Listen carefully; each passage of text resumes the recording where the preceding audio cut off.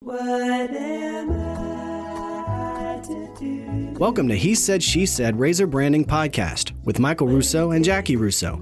To learn more about how to improve your brand, visit brandRUSSO.com. Michael, our conversation today with Rob from Monument Chemical reminds me of just how challenging B2B is, but how incredibly added challenge when you've got something like chemical marketing. I mean, you talk about compliance issues, you talk about production issues, you talk about the challenges of the relationships, outside of your control, weather things. I mean, it is not an easy business. Marketers are not, I think, given enough credit for how hard our jobs are.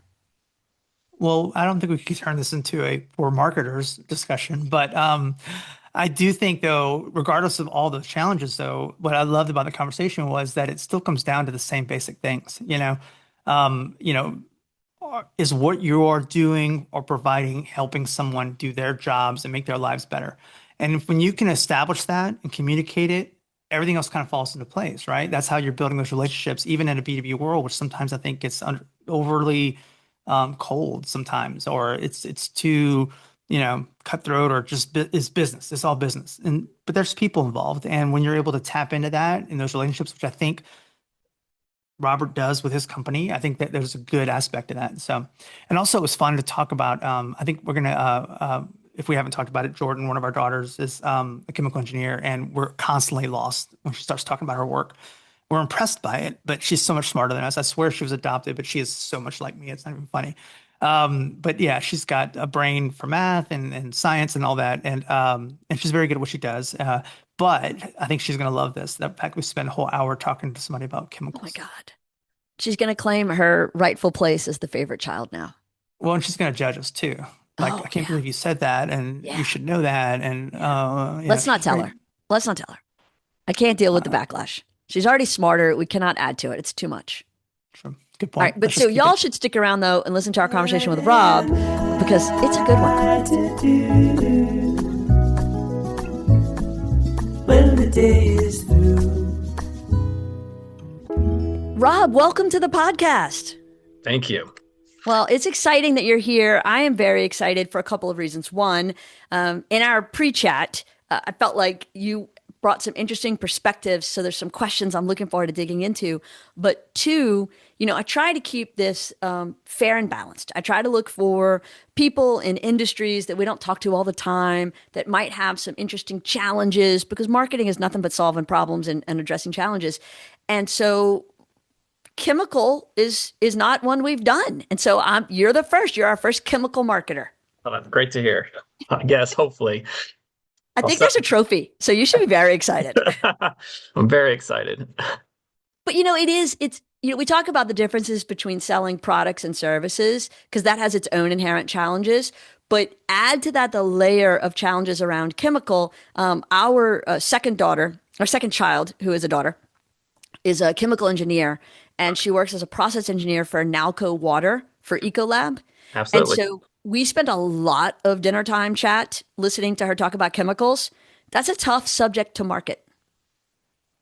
Chemicals can be very tough because, most people like yourself and I, consumers, I would say, we don't really recognize how many chemicals go into the daily world that we live in today, and how much it runs everything. So it's really quite amazing. If you go back to, I think there's a great book, and I can't remember who it's by, some British author. It's called Material World. Okay. But it essentially boils down to our entire world can really be traced back to probably 6 or 7 different chemicals. And everything that we use, from social media to cars to everything else, is traced back to these 6 core raw material chemicals. Okay, that's fascinating and ties in quite nicely. We interviewed a woman who started the Ruby Slipper breakfast brunch restaurant chain years ago. And she is a chemical engineer by trade and is now a restaurateur, and was explaining to us that chemical engineers are the most versatile, in demand, because every industry runs off chemicals. Makeup, beer, food, paper. I mean, you pick an industry, there's a chemical engineer in the back making it happen. And I thought, I never thought about it like that, but I think she's right. Yeah, it's fascinating. There are times I will go through a day and I have to talk to someone in the cosmetic industry, and then my next phone call will be someone in the athletic wear industry, and then the next one will be someone in the lubricant industry, like metal fluids and metalworking fluids. Right. So it's you have to really kind of understand. Uh, I mean, it's impossible to understand all these different industries, but you have to be able to act like you understand all these different industries that you're playing in. Act as if. Well, and that I think that brings up an interesting challenge because we always talk to people like there's the whole world, and then there's the pie that is actually your target audiences, plural, and then there's the slices of the pie that are your target audience segments. And so you've got to narrow down into those segments and then prioritize those segments so you can do marketing that's going to be impactful and track what works. When you've got that many different pies and that many different slices of pie, how do you prioritize your marketing approach to different target audience segments? I I learned this saying a long time ago, and I can't remember where I learned it from, but it's from either some book or some podcast or something. But I've used it ever since I started on the commercial side of the chemical world and the chemical industry. And it's basically the riches are in the niches, is how it's pronounced. And so to answer your question, where we really try and focus our marketing, where I try to focus our marketing efforts is really on those niches. So we will have, you will always have you kind of break the business down to tactical and strategic.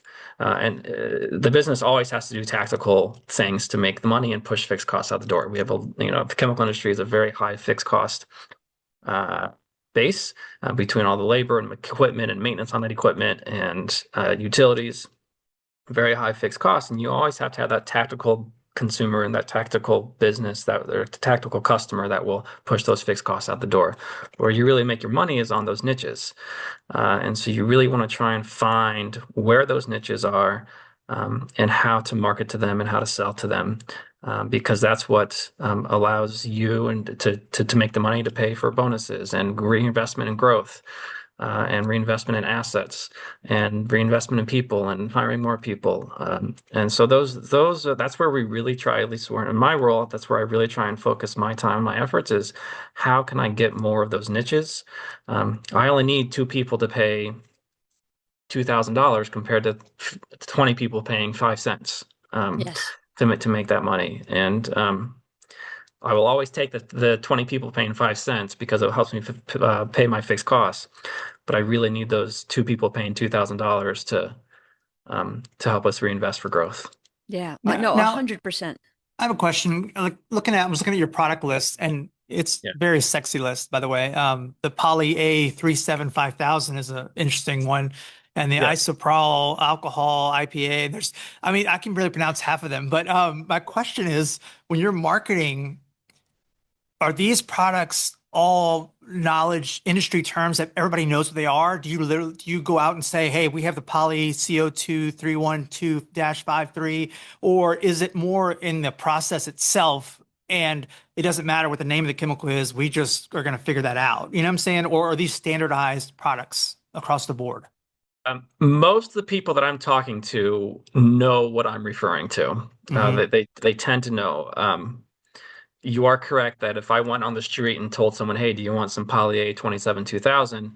they would look at me like I'm from Mars.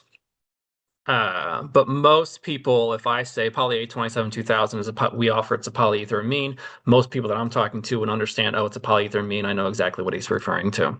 Hmm. I think so we don't necessarily have to differentiate ourselves on that specific nomenclature, the branding of that nomenclature, I would say. Where we really have to differentiate ourselves is on all the external inputs that go into that, whether it be the service, the R&D side of it, the formulation side of it. We can help you formulate with this polyethylamine better than our competitors can, for instance.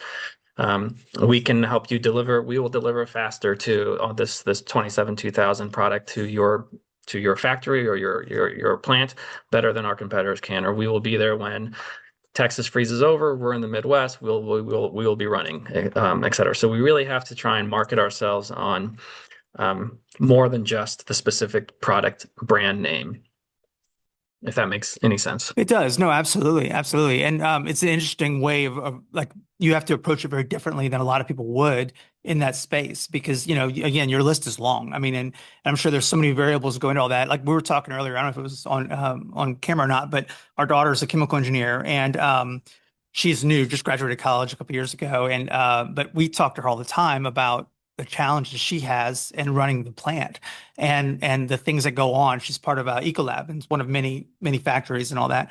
But they like right now with the cold weather, like they're all over the place. Like, because we're in South Louisiana and it's really tough with the weather because it's not always freezing and it's been freezing the last couple of days. So they're on constant whatever. So I'm Yeah. sure that just running the facilities is challenging in itself, right? Yeah, we've had a daily phone call this entire week about how to manage the cold weather right now. So we've had lines freeze up. And we're located in the Midwest, our manufacturing site. Well, I should say we have several manufacturing sites around the world. One of our manufacturing sites is located in the Midwest in Kentucky. And we're used to the winter weather, and yet we still have to have daily phone calls when there's ice and even though our lines are insulated, they can still freeze. And it's also different compared to when our lines freeze, it becomes not necessarily, it's not just, our water line froze like your house would, right? I mean, if your water line freezes your house, the most that happens is your pipe bursts and you spend whatever it is, $2,000, $3,000 to fix it with a plumber. With our equipment, if something freezes and it explodes, like you're killing people, right? And so you have to really be very careful and manage that. I'm very thankful we have a great process engineering, process safety team, process chemical engineers, managing all the different aspects, not just is the equipment running? Because you have to manage, is the equipment running, but also is it being safe? Is it shut down safe? If it's running, will it be safe? Will it continue to be safe in this cold weather? Yeah, she which kind of scared us a little bit. She said, if something ever goes bad, you won't hear from me. Like it's that kind of, let's like it's Bright not gonna be light. good. Yeah, there's Yeah, no like, oh, I knocked the lamp over. Like if it's bad, it's bad. So they spend a lot of time making sure all the protocols are in place and the safeties are there and everybody's doing the right job. And if something is not right, they shut it down until they fix it, that kind of thing. And that's so correct. I'm Yeah. sure that's a whole nother level of again, somebody who's producing a product, they don't have those same responsibilities that you have. Just going Yes. into the hiring process, making sure your team is trained and good and safe and all these things that go into it. It's just mind-boggling how many things you probably have to manage as a company. Yeah. For us, just to give you maybe a frame of reference. So when we hire new individuals that are working at our plant, it is a minimum 9-month training process before they're ever allowed to be in the unit on their own. 9-month minimum, depending on which unit you're in. It's 9-month minimum. Sometimes it can go up to 12 or 18 months before you're ever able to run on your own. So if when we're hiring people, we make an investment in those people to train them. And you can imagine some of the difficulties we have if we hire someone and then they leave within 12 months. I mean, we've essentially all we've done is just train them. We haven't actually received any value from them. And so you're absolutely right. We emphasis on safety is the number one emphasis that we have at our facility, as do all chemical companies. By the way, I shouldn't just say this is unique to Monument. Yeah. If you're a good chemical company, this is a party for you. And everyone experiences the same issues that we have. I would imagine if you go to any other chemical manufacturing company, it is a minimum of 9 months training before you're ever allowed on the floor on your own. Yeah. hmm That's Who are crazy. who are some of the people that you directly work with that buy the product? I mean, is it hard to get past the gatekeepers? Is it the chemical engineers themselves? Is it the plant managers? Like who are the buyers for you that you work with daily? I will say that depends on the industry you're serving. So we talked about the niches and the multiple markets that we have. It really depends on some of the markets. I would say for probably 90% of the time, I will be working with either someone in our customers R&D department or their purchasing department. Now, the exception to that is if we are selling directly into a plant like a metalworking fluid, or if you're selling into someone that like a heat transfer fluid that a plant facilities manager would use, we will sometimes talk to a plant facilities manager. But generally speaking, most of the time it's going to be either someone in the R&D department or someone in the purchasing department.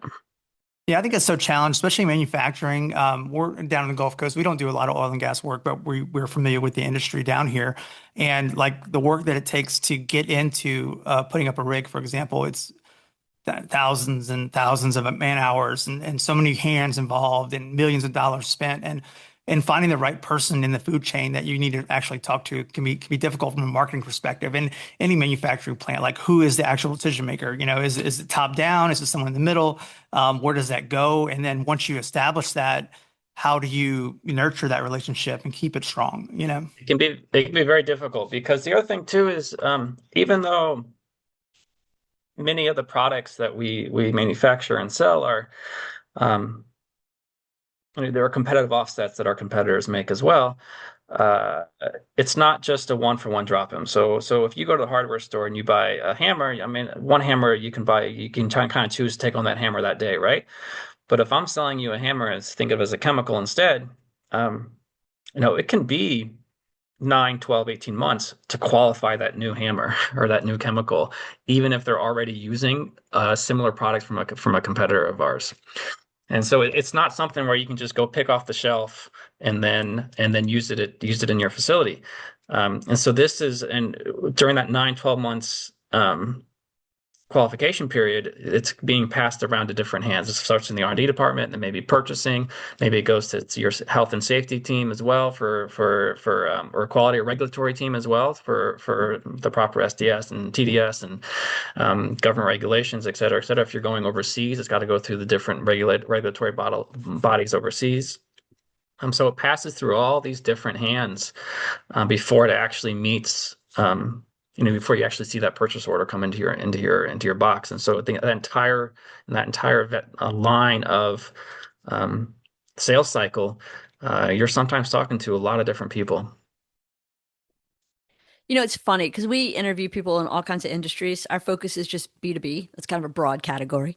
And most of the people we interview on this podcast are in some sort of regulated space. Banks come to mind. And so we've had a couple of different bank marketing directors, some community banks, some regional banks, some pretty big banks. And I give them credit and understanding because we do a lot of bank work. So I realize that compliance is a challenge and they don't care about marketing. They care about making sure the rules are followed and the government's needs are met. That's nothing compared to the compliance you have to deal We with. have so much compliance we have to deal with. We deal with, I will tell you, we deal with the EPA. We deal with the USDA. So if we're selling into agricultural markets, we have to deal with the USDA. If we're selling into cosmetic or pharmaceuticals, we sometimes have to manage with FDA or help our customers manage the FDA. And we sometimes deal with even like the FBI and Department of Homeland Security because we have massive tanks that hold our chemicals, and they could be terrorist attacks or terrorist targets, I mean. And so Right. we have to manage FDA, FBI, Department of Homeland Security sometimes. Department of Defense is big because a lot of our chemicals going to Department of Defense as well, and so we have to manage those regulations. So yeah, it is not uncommon to see every week we'll have an audit of some sort that we have to manage.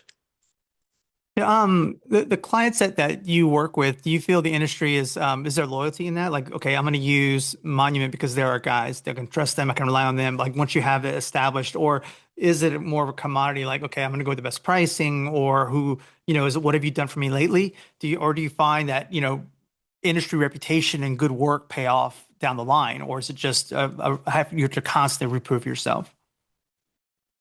Um, I think this is where the riches and the niches comes back. So if we can come back to some of the niches, that's where you really want to try and find that loyalty, build that brand loyalty Hmm. through your hard work, through the services that you offer, and through working with the customer to have your product qualified. I think in some of those industries, we definitely have customers where we are in their formula, and it takes so much effort to change that formula out that we essentially know we can count on that business.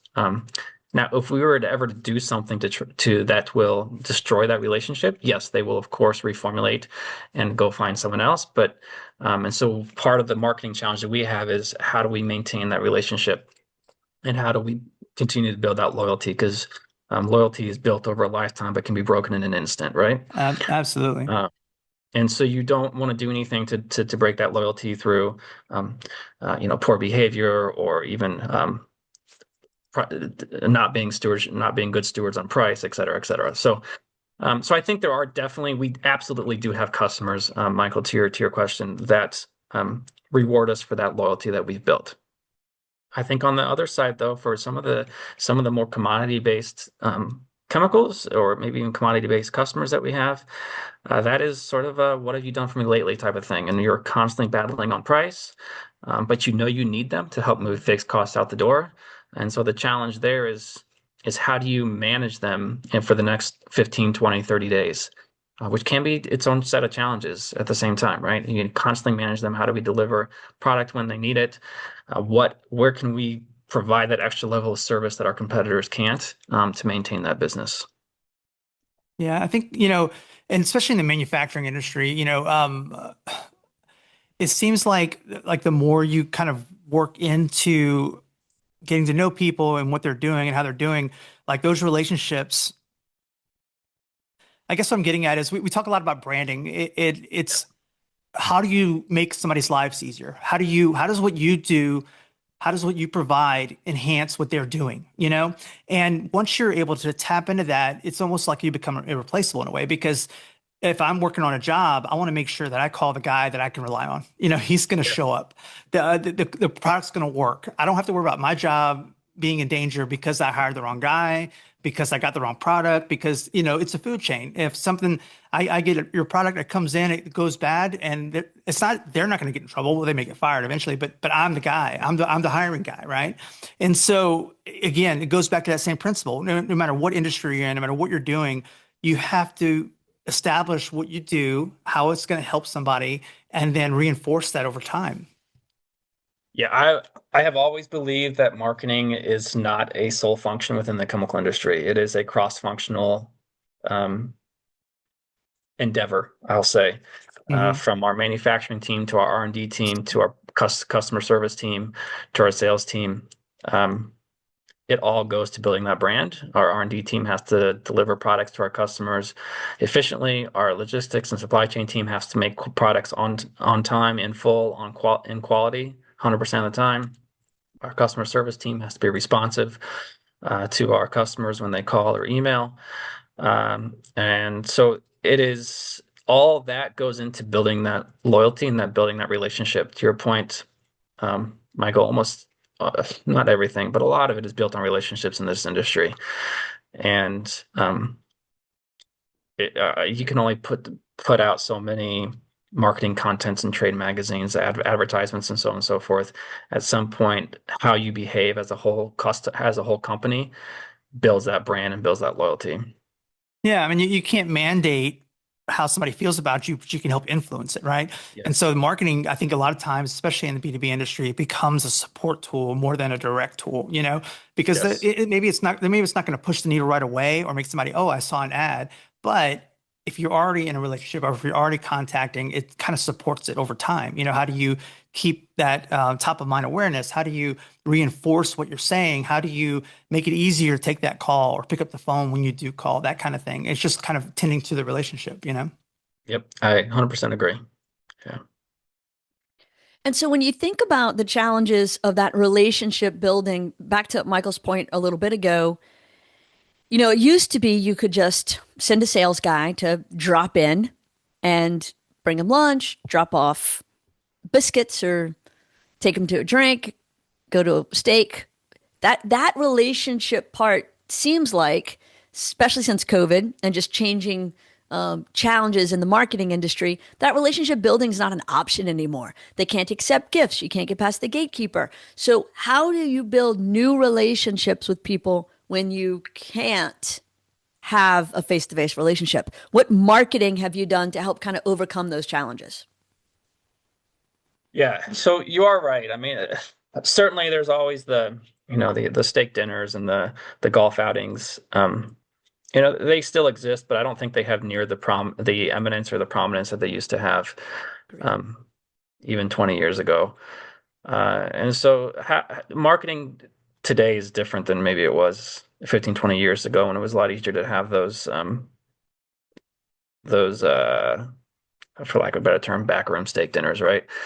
Um, yeah, so there are a couple things that we do today, or that I think we encourage our company to do and our people in our company to do today.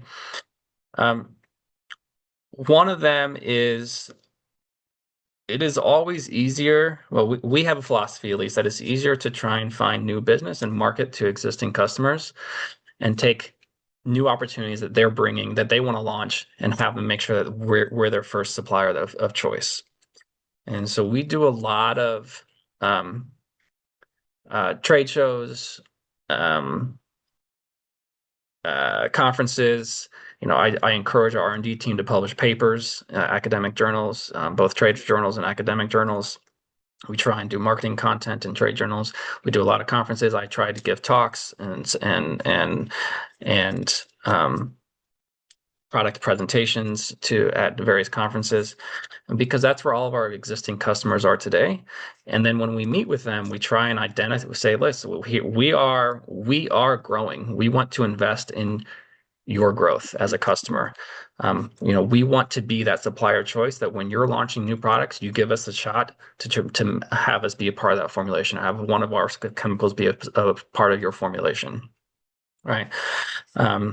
Because you can easily we've done this. We have a customer in the oil and gas division right now. Actually, they're in the oil and gas market, and they're a customer of ours. And when we started out with them, we were maybe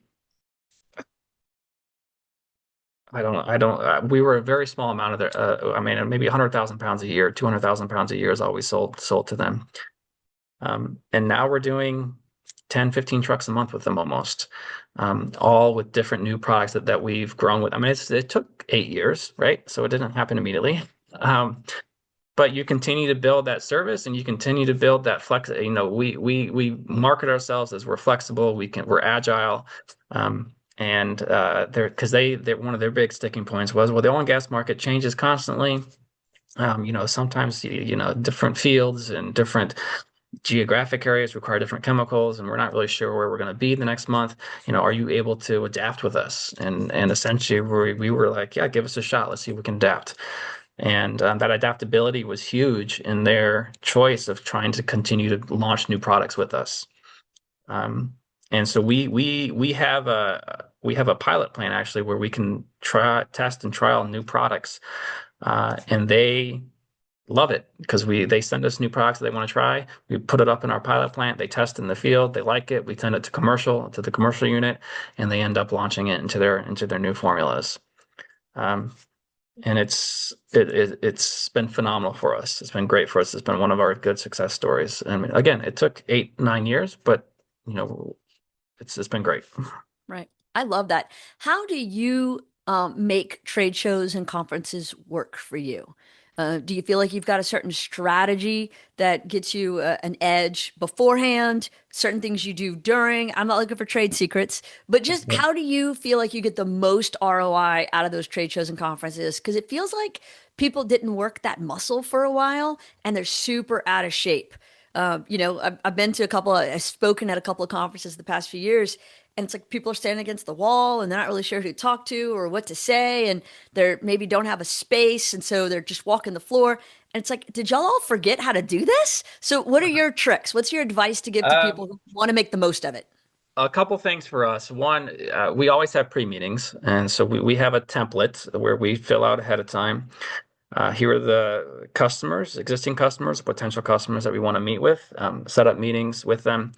And then we have a template that's essentially a Word document. It's a very basic Word document. That's like essentially what do we want to get out of the meeting, who's attending, what are the key messages we want to share with that specific customer.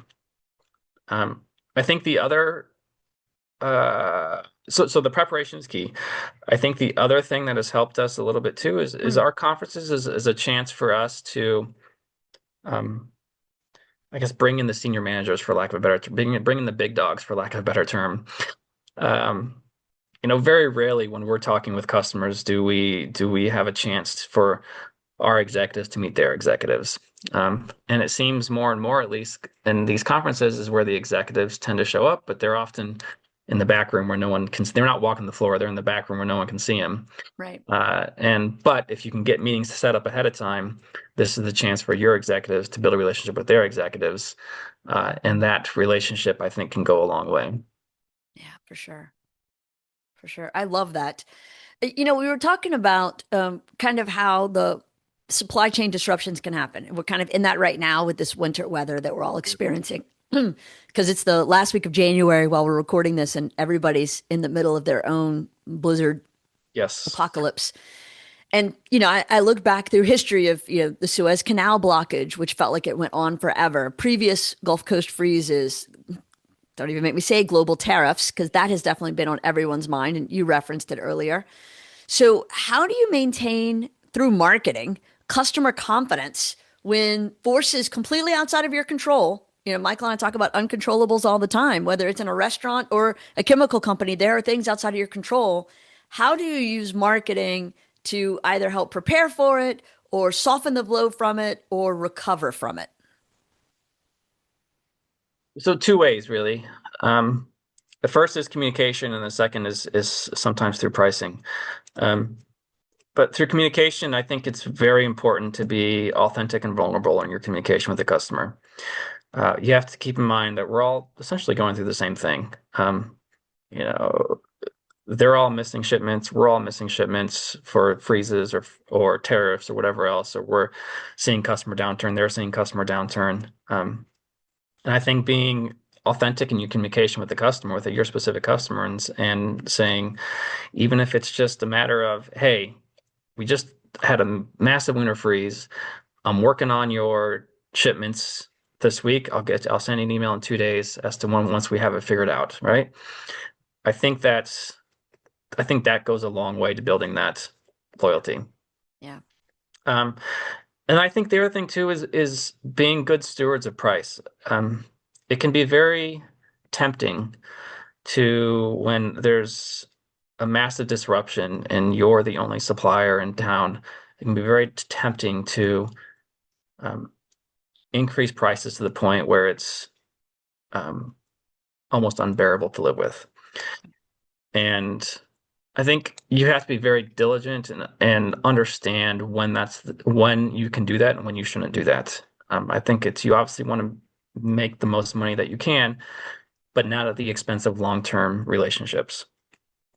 And so Yeah. if you can go to your customer and say, listen, there's a freeze and there's a freeze. We're still running, but everyone else is frozen. I have 1,000 customers beating down my door.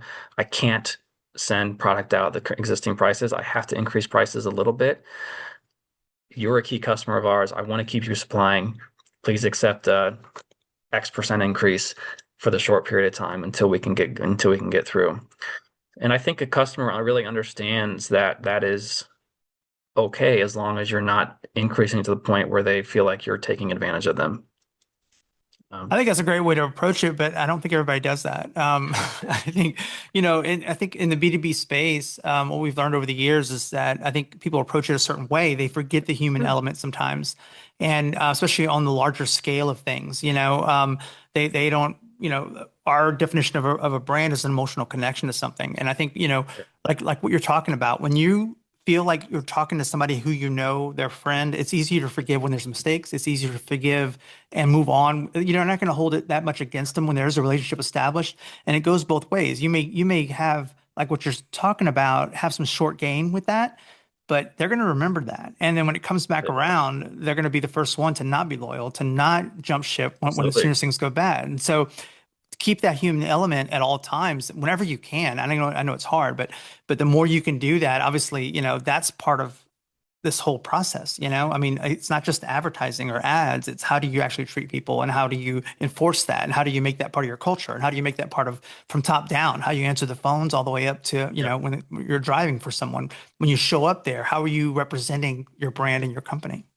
Yeah, I agree. It's very important.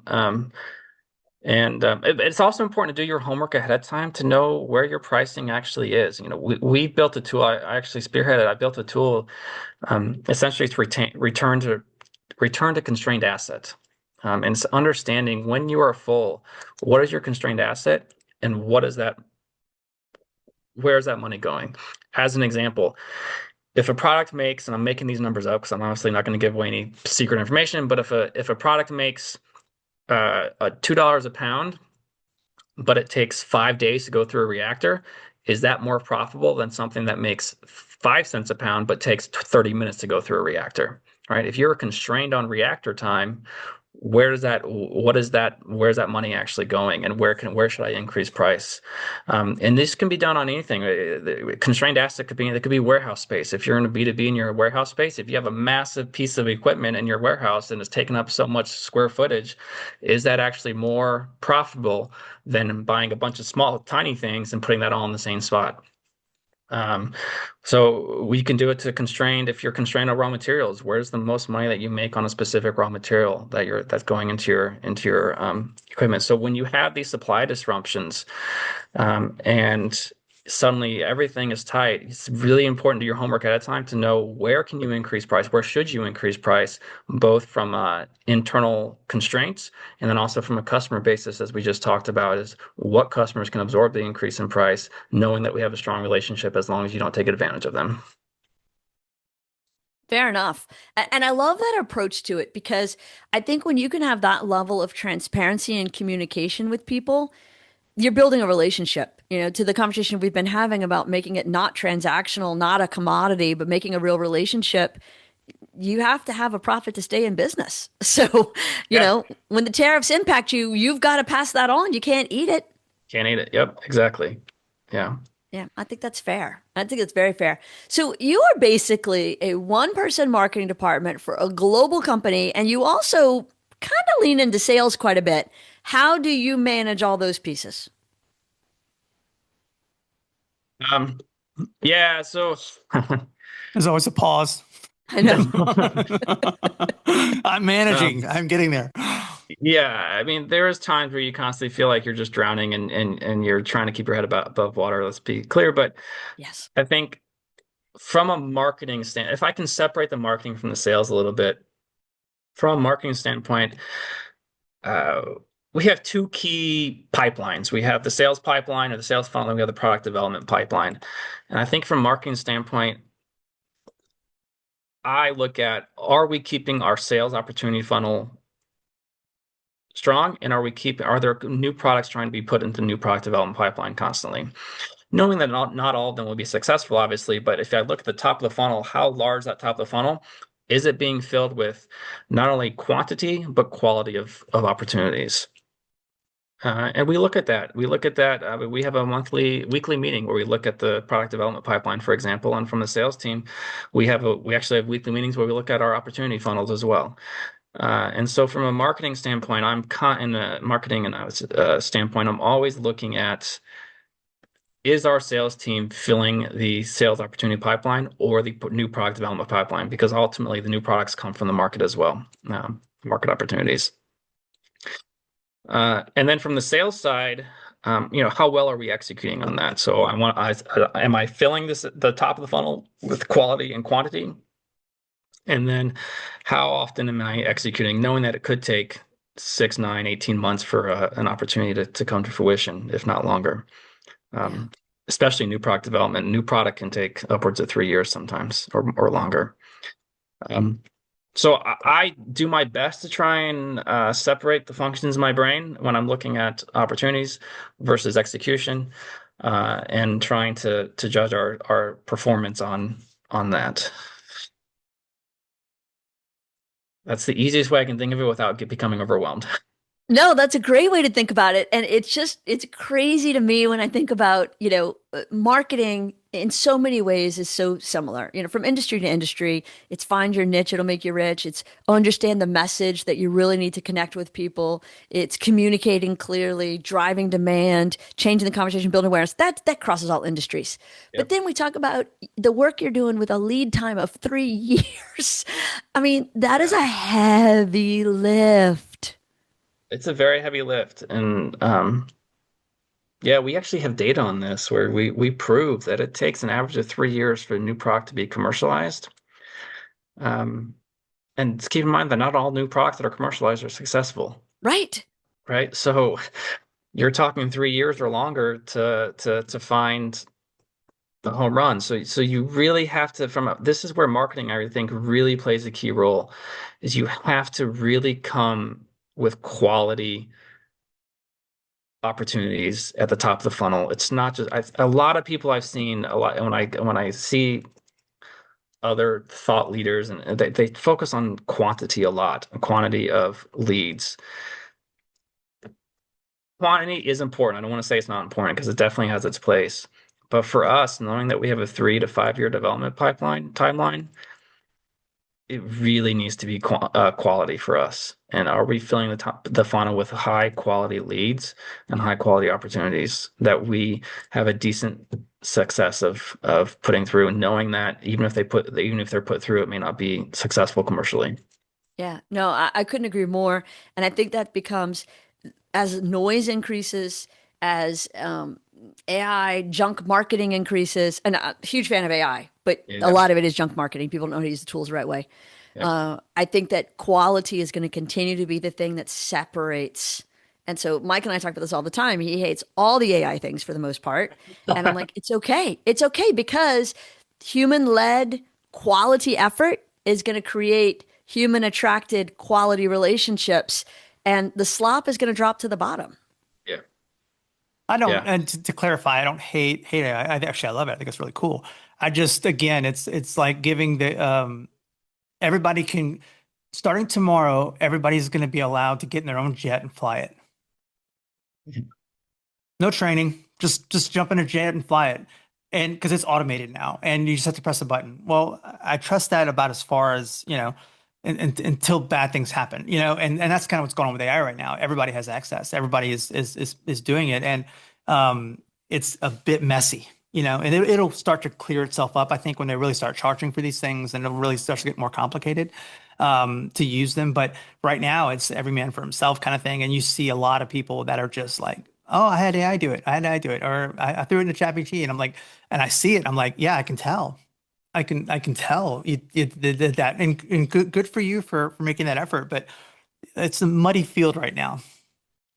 It really Some is. And I guardrails. will say I have um my biggest concern with AI when it comes to marketing is um losing that relationship aspect of it. Hmm. We get so many leads from relationships that either our customers have that send on to us, or relationships that my colleagues internally have that they send on to me. Uh, you going back to the trade shows, Jackie, you had mentioned asked about trade shows.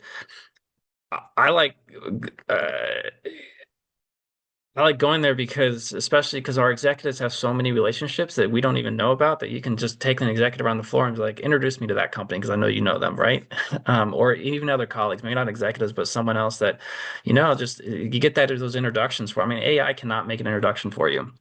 It cannot build on those relationships very easily, at least not yet, I should say. Maybe who knows, it can, maybe it will in the future, but I don't want to. I think such a big component of marketing and sales and marketing is that relationship aspect, and I don't know how AI is going to overcome that at this point. Yeah.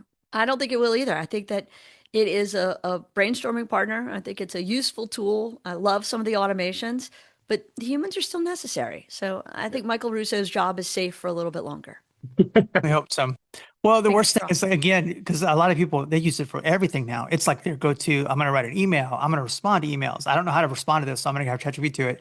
And again, you can tell by the phrasing usually right away. It's like, okay. And then I got an email from somebody the other day, and at the bottom of the email, it had at the very end, they had an extra line and said, "Would you like me to write a second follow-up email?" I was like, no, I don't, because you didn't write that one. And I mean, those mistakes are going to happen. And you want to talk about lose a relationship, send them that. And like Yeah. you were faking that person will touch, and it wasn't personal. You still have to be This is where the authentic. authenticity and Yeah. vulnerability comes in, I think, is I really think that to be authentic and to be vulnerable goes so much more building your brand than, yeah, I just think it's underrated. And sometimes I think yeah, many people. Yeah, I just think it's underrated. 100% agree. 100% I agree. like to, on your website too, just real quick, I noticed Yeah. you have a LinkedIn button and that's it. I always love Yeah. B2B businesses that get it, and they don't have TikTok and they don't have, I mean, if you have an audience there, that's Snapchat. fine. But a lot of times I'm like, why are you doing that? Why are you in those channels? And we do it for companies too. And sometimes you have to for employees and, recruiting and things like that. I get that. But man, it's just, it sucks up so much of your time when you're not talking to the right people at the right times. Wait a Yeah, I minute, Michael, you really, don't think his chemicals deserve to be on Pinterest? I bet they're very pretty to look at. I'm sure they are, but maybe not the right place. we don't really, this is one where, this is a big weakness of mine in marketing. This is a big weakness is I don't do much on LinkedIn or anything or TikTok. I don't even have a TikTok account. And I sometimes feel like I'm left behind with the newer generation maybe, but at the same time, like chemicals is not really this B2B stuff to your point, Michael. They're not really, I'm not out marketing to I have a very small segment of individuals that I'm marketing to. I'm not marketing to the whole world. Yeah.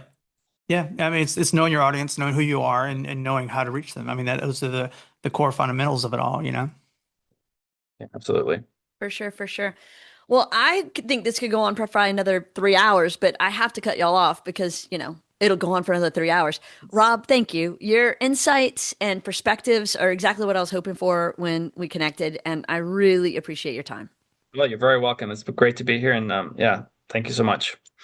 Thank you. And to everybody listening, thanks for joining us. Be sure to subscribe, download, tell your friends, come back for the next episode. We're glad y'all are here.